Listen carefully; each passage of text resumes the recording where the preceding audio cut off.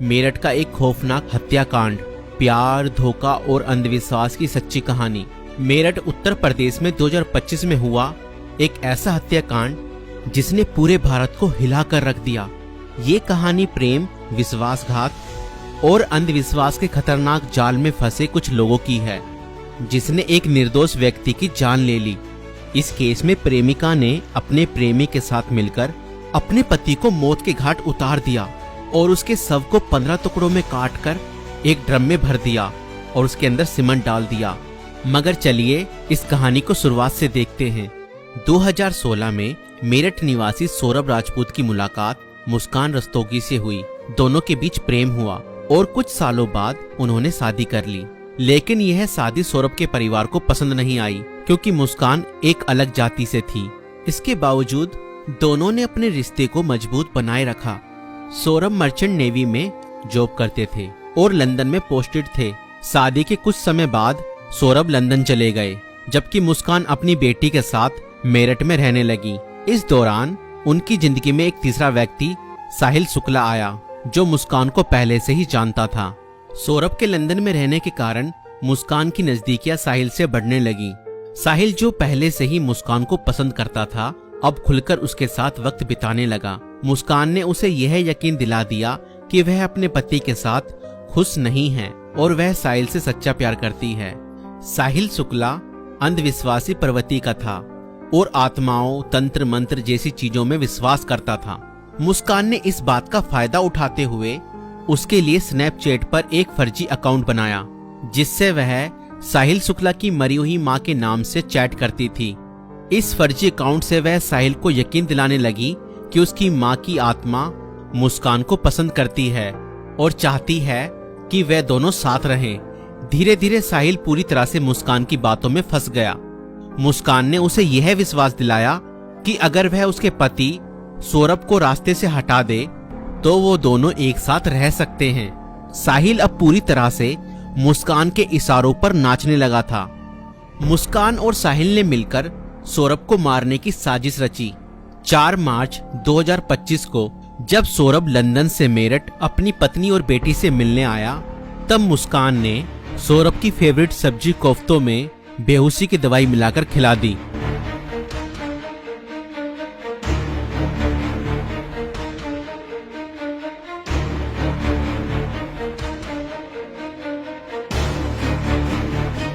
और जब सौरभ बेहोशी की हालत में बिस्तर पर पड़ा था, तब मुस्कान ने अपने दोस्त साहिल को बुला लिया और रसोई में जाकर वो बड़ा और धारदार चाकू ले आई, जो मुस्कान और साहिल ने पहले से ही प्लानिंग करके खरीदे हुए थे।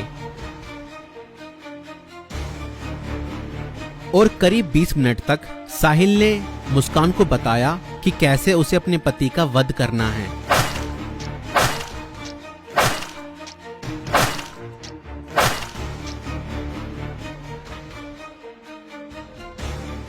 और फिर उसके बाद मुस्कान और साहिल ने सोते हुए सौरभ पर हमला किया और उसके हृदय पर 3 बार वार किए।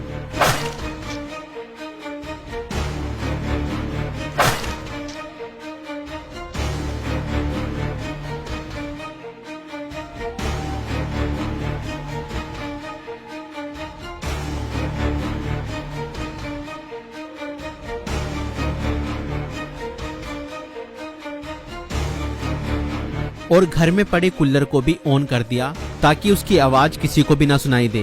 जब उन्होंने सौरभ को खत्म कर दिया, उसके बाद वह उसकी बॉडी को बाथरूम में ले गए।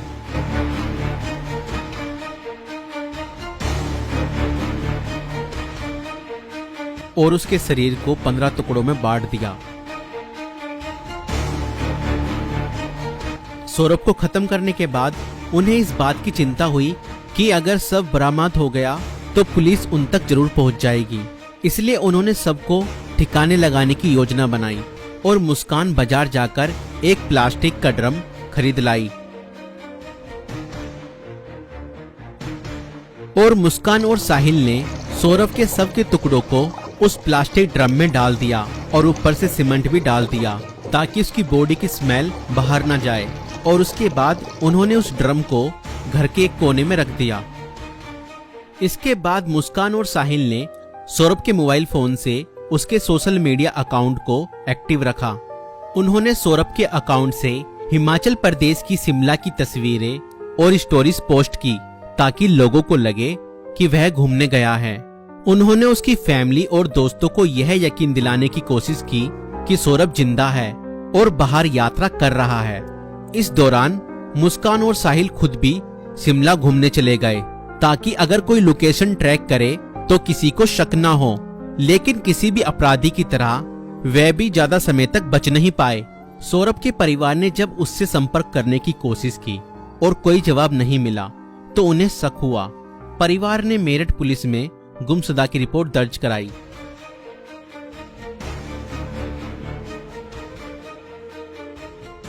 और इसी बीच मुस्कान ने अपने माता पिता को बताया कि शायद सौरभ का मर्डर हुआ है और उसके घर वालों ने ही उसका मर्डर किया है। मगर मुस्कान के पिता ने कहा, नहीं बेटा, किसी के भी घर वाले कितना ही नाराज हो जाएं तो भी ऐसा कदम अपने बेटे के लिए नहीं उठा सकते। बेटा मुझे सच सच बताओ, सौरभ कहाँ है? मुझे सच्चाई बताओ, मैं किसी से कुछ नहीं कहूँगा।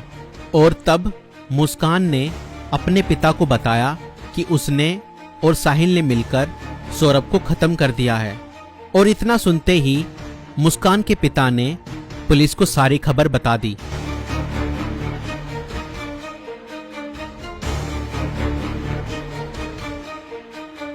और पुलिस ने तुरंत मुस्कान और साहिल को गिरफ्तार किया और उस प्लास्टिक ड्रम को भी बरामद किया जिसमें सौरभ के शव के टुकड़े थे।